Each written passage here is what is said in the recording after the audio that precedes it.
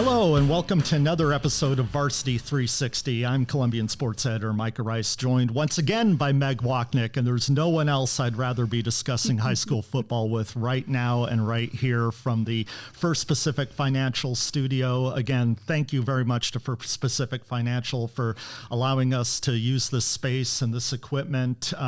When you support high school sports, you support the community. So definitely a big shout out to First Pacific Financial for seeing the value in that and helping us along in this effort.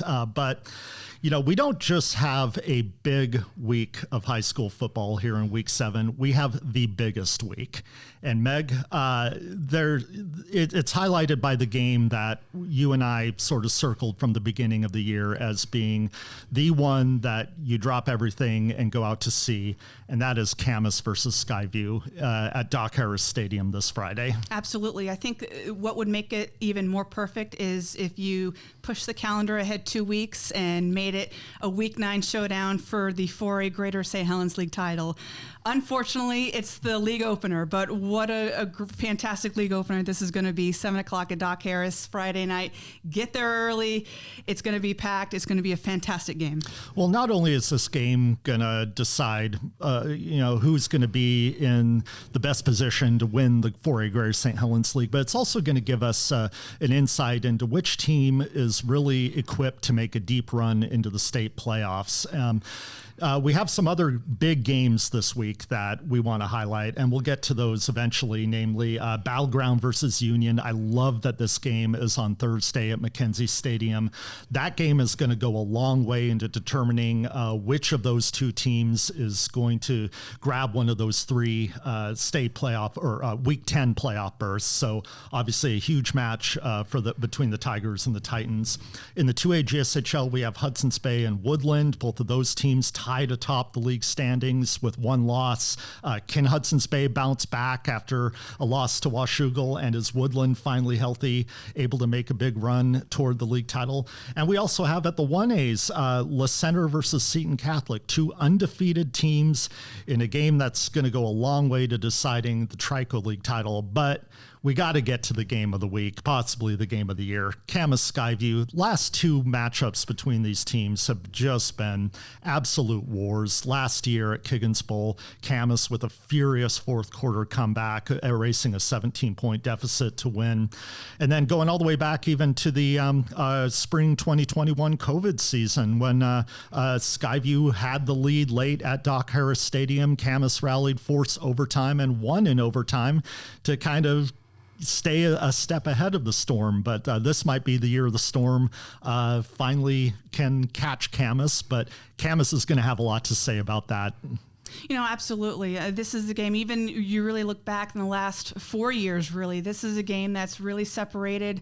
10 points has been the margin of victory. No team has won by more than 10. In fact, a couple falls ago when it was just a 17-7 game in favor of Camas at Doc Harris, that was just an absolute bloodbath defensively. That was the game that I was at. And I was actually having trouble writing that game story, trying to describe just how much of a defensive battle that I was watching on the field. And so I expect an absolute dogfight in this game, no question. You look at the last couple of matchups. You mentioned that fourth quarter battle at Kiggins last year. It was actually 19 points looking 19. Back. Okay. Fourth quarter. Some people might say a tremendous comeback by Camas. Some people might look at it and say, well, did Skyview choke in that game? But it was just a tremendous football game, and that's what you really want to see on a Friday night when 2 tremendous programs are getting after it. And we're sitting here just talking heads, thinking that we know everything about high school football, but I think this game is going to be one of those games where it's going to end up how we think it's going to end up. Yeah. Well, full disclaimer, Meg and I did not compare notes before this conversation. We both have some takes about what we think is going to happen, so we'll get to those. But first point I want to make is you could not ask for a better setup because both teams are coming in playing really good football. Both teams with a lot of momentum. Camas, they do what they always do. They pack their non-league schedule with tough opponents, and that started week 1 with a game against reigning 3A state champion Yelm. I think we kind of didn't expect it to be as close of a game considering what Yelm brings back from that state championship game, and plus some of the unknowns for Camas that, who was going to take over the quarterback position. But Camas defensively really shined in that game. Since dropping that close decision 8-7, Camas has just rolled off, 5 really impressive offensive performances in a row, scoring 55, 21, 35, 53, and 49 points, putting up 42.6 points per game since that week 1. And then Skyview's done everything they need to do. They've rolled through their non-league season undefeated and are ranked, where are they, 3rd in Class 4A? Yes, as high as actually 2 in the AP state rankings. Okay. Yeah. So, but I'm gonna just throw one thing at you. Okay. I think Camas has the offensive firepower okay. to not only keep up with the storm, but I think Camas might have enough to really put some pressure on that Skyview defense that Skyview defense hasn't quite seen before. Okay. I like that take. I think what impresses me about Skyview the most is not only the offensive firepower led by Jake Kennedy, and he's a quarterback that we talked about last week, is probably a front runner right now to win the offensive MVP in the 4A Greater St. Helens League. But what's impressed me is the shutout by the defense. Most notably, right now this defense has only allowed 13 points total, and realistically, it's the number ones that have only allowed 7 points total. I know they allowed 6 points against Camas, but those 6 points came against the 2s really when it was a running clock situation already. And so the last time I saw Skyview play, it was a 21-7 win, an impressive victory against a Bothell team that I expect to be in the postseason. And but on the flip side as well, I question whether or not Skyview has really been tested up to this point. Yes, they played well against a Jesuit team that traditionally is a strong Oregon 6A power, but this year we look now through 6 weeks, and maybe Jesuit isn't a typical Jesuit team that we see year in and year out. Obviously, they rolled Columbia River, they rolled Camas, they rolled Kentwood, they rolled Heritage, and so on and so forth. So have they played a complete 4 quarters when a lot of their starters have only played 2.5 quarters up to this point? I really don't know. And so that, to me, is the biggest question mark for Skyview coming in for me. Well, and has Skyview defensively faced as dynamic a player as they're going to see in Trenton Swanson Absolutely. of Camas? Trenton Swanson, for those of you who maybe aren't familiar with him, he's Camas's wide receiver, but can score in fact, he scored 3 touchdowns recently in a game, 1 receiving, 1 an interception return, and 1 a kickoff return. Currently, he has 545 yards of receiving. That's 2nd in the area. And so you're going to see playmakers on that Camas side of the ball that Skyview maybe hasn't seen yet. Yeah, and he starts 2 ways, and let's not forget he's also their kicker as well. So I would put him, I know last week I talked about a Mr. Must-See in Woodlands, Elijah Anderson. He would be my 2nd guy as a Mr. Must-See. This guy never leaves the field, and he is a tremendously fun player to watch. Yeah, and so when you have that kind of dynamic, explosive element, that lends itself to a game where maybe 1 or 2 big plays might decide the course of it. Absolutely. One thing I want to bring up about Camas, if I had to say an X factor that's going to be a plus for Camas, I'm going to say it's its offensive line.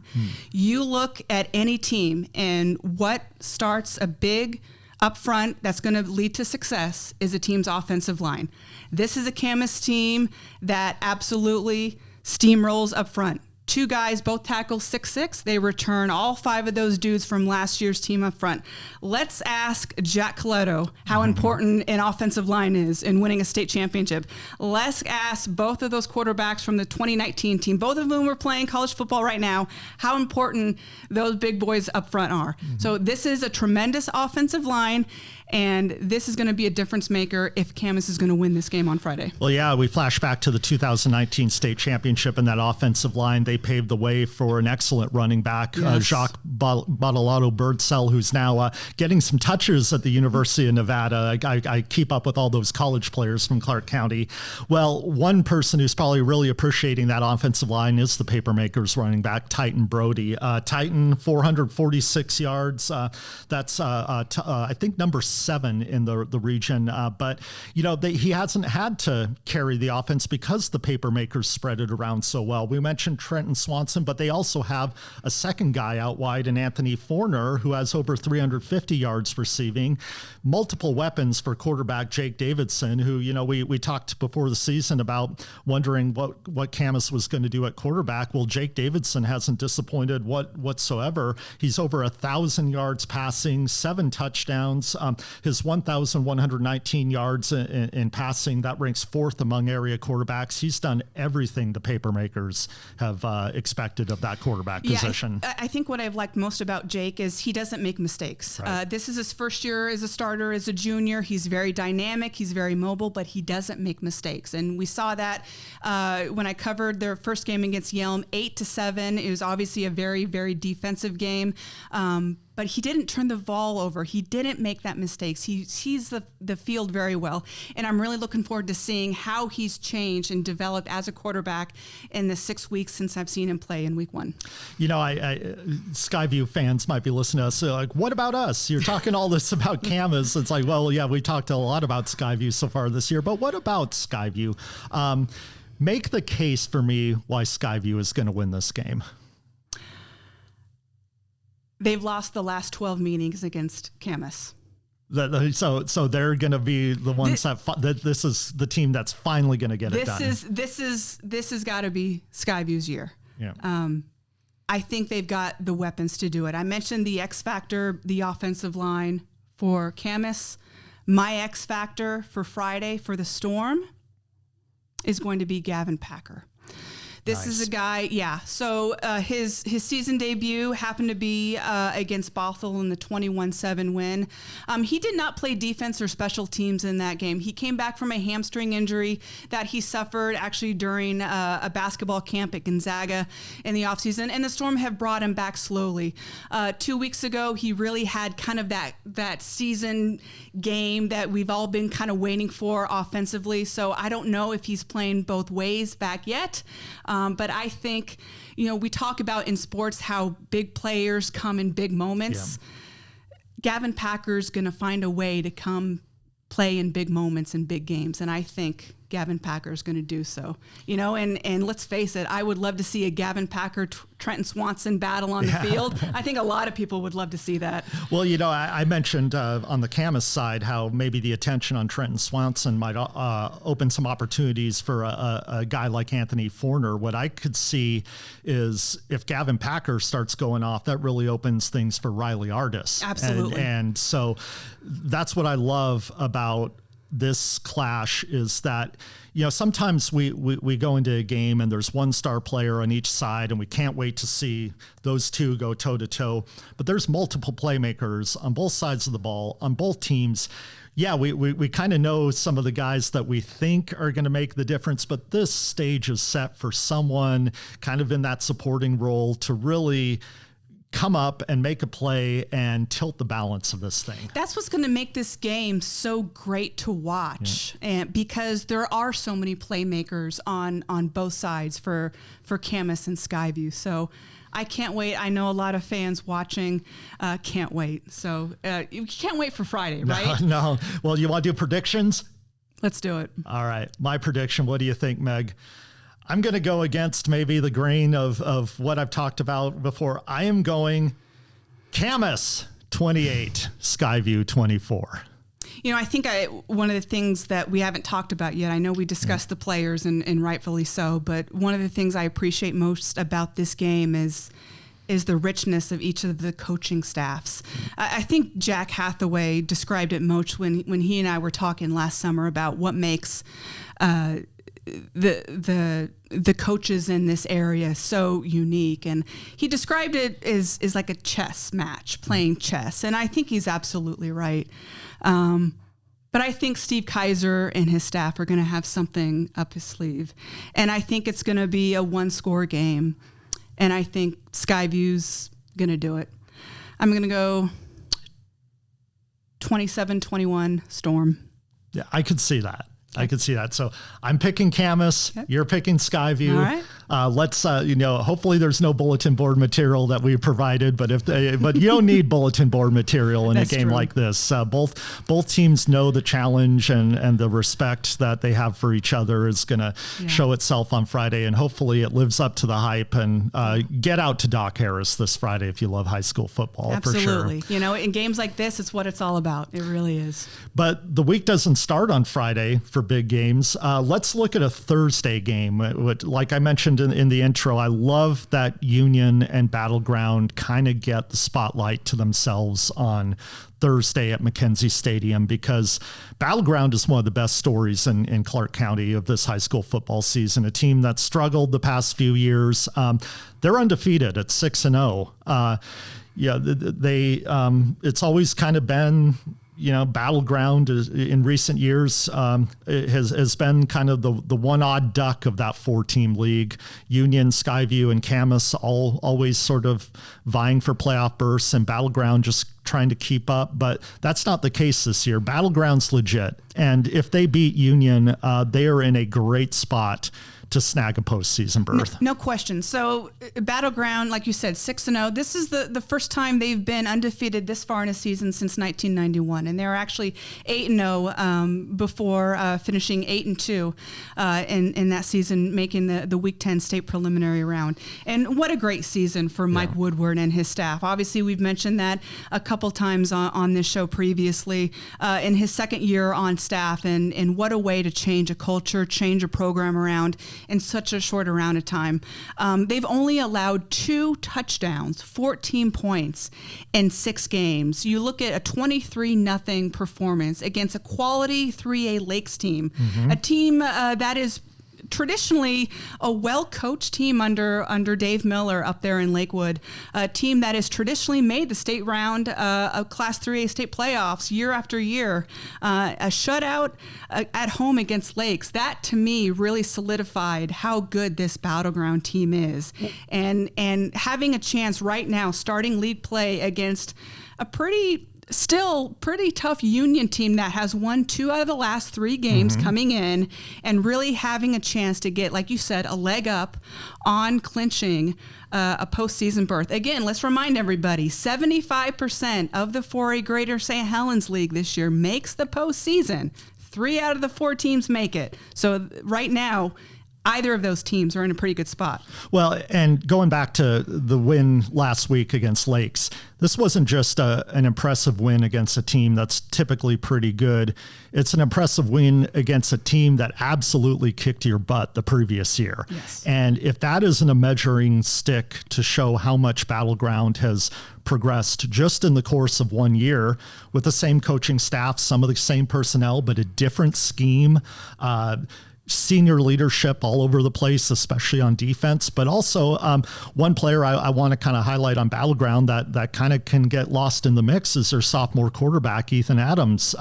He's another guy you mentioned. Good quarterbacks don't make mistakes, like Jake Davidson at Camas. Well, that's kind of what they tell Ethan Adams to do. Don't make mistakes, and he hasn't. He's got a lot of weapons around him. Jacob Champagne, so it's and he's got a pretty deep group of receivers that he can throw to. So he just takes what the defense gives him, and that's been a recipe for success so far. Absolutely. So let's not forget. I mean, the winner of Thursday's game doesn't clinch a playoff spot by any means. There's still an outside chance. All of these teams, in a wacky way, can all finish 1-2 in league play which would set off a wacky Kansas tiebreaker. And so that all still can be in play. But again, this sets up the winner to get a leg up in clinching a playoff spot right off the bat. Definitely. Another wacky, we've talked ad nauseum about the wackiest league in Southwest Washington so far this year, and that's the 2A Greater St. Helens League. We gave a lot of coverage to Hudson's Bay and the great start that they've had. Well, Washougal said, "Not so fast, friends. We're going to show that we're still in the mix." They beat the Eagles last week, and so that sets up a real crowded house at the top of the league. And we're going to have another pivotal matchup this Friday between Hudson's Bay and Woodland. Both only have one loss in league play, and the result of this game is going to decide which of those teams really has an inside track to claiming the number one seed. Absolutely. I kind of look at this week's games in the 2A Greater St. Helens League as really kind of a separation week. Mm-hmm. Either there can be two teams atop of the league standings at 4-1, or there could be kind of a lone ranger atop of the league standings. It's just going to depend on how the trio of the teams at 3-1 right now are going to depend on how it shakes out after Friday's game. So right now there's three teams that tie at the top at 3-1, and then there's another three that are at 2-2. And so you talk about just kind of how the wackiness shakes out, and that's just kind of how we are after 6 weeks of games. It's just kind of amazing how this league is after 6 weeks. It's just kind of fathom how everything has just turned out. I don't know what to make of it, Meg. I mean, it's like we thought Washougal was going to be the favorite for the league. They stumble against Woodland at home and against Ridgefield, and we're like, okay, well, maybe the Panthers have some issues. Then they come back, and you said they looked like the team you thought they were going to be, that league championship caliber team when they beat Hudson's Bay last week. And so Washougal still has a big role to play in how this league shakes out, but they're kind of behind the eight ball. They are a little bit. And Coach Dave Hajak admitted it last week. It's like, hey, we did this to ourselves. Yes, they're sitting at 2-2 in league play, and they're kind of at the mercy of some of the other teams, and they're hoping that some other teams such as Woodland and Hudson's Bay, let's see how it kind of shakes out the next couple weeks. And they're hoping to go 3-0 in these next 3 weeks, and it depends on what they do and what their playoff seeding is going to be. We started this podcast looking at a titanic tilt between two big schools that are one of them's undefeated, one of them a one-loss team, but we go to small schools for another huge matchup, at this time between two undefeated teams. One, La Center, we're not surprised that they're undefeated at this point. La Center, they always bring a lot of talent. They go up against another good small school program in Mount Baker last week and get a decisive win. But they're going to go up against a Seton Catholic team that really has put a lot of people on notice week after week. Starting off 6-0 for the first time in school history, getting a big win against Castle Rock, a team that in recent years has been kind of that number 2 seed out of the Trico League. Seton versus La Center, it's basically going to decide the Trico League title. Obviously there's still crazy stuff that could happen, but the team that wins this game on Friday is going to be a team that has the inside track to the Trico title and can kind of reassert itself as the best small schools program in the area. And quite frankly, I see nothing short of a shootout in this game. This is going to be a fantastic game. And we're not just talking about a fantastic small school football game. This is just a fantastic football game, what we're going to see. So I'm not sure a lot of people would have projected Seton Catholic to be undefeated at this point, including us. But again, like we've talked about in previous episodes, this is a program that has continually gotten better, not only as the seasons progressed, but you look at last year, they got in the postseason for the second straight year. They got to the 5-win mark. Now they've surpassed that, and they've been number 1 in the state RPI for a couple of weeks now. And all of a sudden, they have a chance to again get a leg up and perhaps win their first Trico League championship. Well, and the thing I think that impresses me about what Seton does or has done vis-a-vis La Center is the key for Le Center has always been the athletes that they have all over the field. They have speed, they have dynamic receivers sometimes that when they need it, but really they have running backs that can break a play at any time. You look at Seton, they have athletes to match Le Center. Yes. You got Jacob Williams at running back. You got Joe Kalarami, there that can break a play at any time. I feel like Seton finally, if there's an arms race in playmakers, Seton is finally in kind of the same atmosphere as Le Center typically has been. Absolutely. It's great to see both of those teams starting to get some love at a state level. Outside of Le Center, you really don't see Trico teams getting love at a state level, and you don't really see teams outside of Le Center making it to the state playoffs in the round of 16. Yeah, so I think that's going to be a great test for both of those teams. Last year, Le Center kind of did what they normally do and won the Trico League, but then they went up against a really good Kashmir team in the playoffs and lost in a kind of a weird weather game. But anyway, I think you go back to that iron sharpens iron mentality where you have another quality program in your league. That only helps you when it comes to the postseason. Absolutely, no question. And I think this matchup will benefit both teams, regardless of who the victor is on Friday night. Yeah. So we got a huge week 7 coming up. It's great to discuss it. Multiple storylines, multiple angles. Definitely our eyes are going to be on Camas and Skyview this Friday, but also starting Thursday, Battleground Union. Then, Friday, Hudson's Bay Woodland, Le Center Seton, and a lot of the other games that are going to kind of fill in the missing pieces for how these leagues are going to shape up. It's week 7. It's the last third of the season. It's the home stretch, and we're going to be here to follow it all. Follow us on 360preps.com, and we will see you next week.